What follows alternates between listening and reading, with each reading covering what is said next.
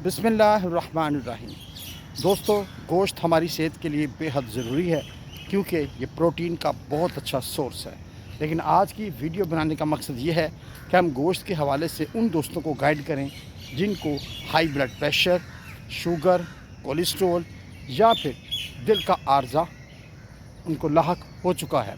तो ऐसे अफराद गोश्त खाने में थोड़ी सी एहतियात बरतेंगे, जैसे कि नाश्ते में कोशिश करें कि ख़ास तौर पर गाय के गोश्त के प्याले भर भर के ना पिएँ। इस बिल्कुल सोते वक्त गोश्त का इस्तेमाल ना करें। खाने में जब भी गोश्त खाएं साथ सलाद का इस्तेमाल करें। पानी का ज़्यादा से ज़्यादा इस्तेमाल करें। खाने के बाद फ्रूट का इस्तेमाल करना भी बेहद मुफीद है, लेकिन फ्रूट केला, आम और अंगूर के अलावा हो तो वो फ़ाइबर के तौर पर गोश्त को बहुत अच्छे तरीके से डाइजेस्ट करता है। ऐसे मरीज़ जो एलर्जी के या स्किन के प्रॉब्लम मरीज़ हैं, उनके लिए भी थोड़ी सी एहतियात की ज़रूरत है कि वो इसका इस्तेमाल कम करें या रात को सोते वक्त कम से कम करें। ऐसे अफराद जिनके दांतों का मसाइल हैं, उनको चाहिए कि गोश्त खाने के बाद अपने दांतों का अच्छी तरीके से खलाल करें और दिन में 2 दफ़ा दांतों की सफाई करें।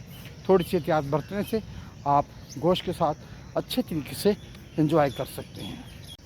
दोस्तों, आखिर में गोश्त खाने वालों से गुजारिश करूंगा कि गोश्त खाने के बाद कोशिश करें चाय की बजाय ग्रीन टी का इस्तेमाल करें, और अगर सौंफ का कहवा इस्तेमाल करें तो वो आपको बेहद फ़ायदा देगा।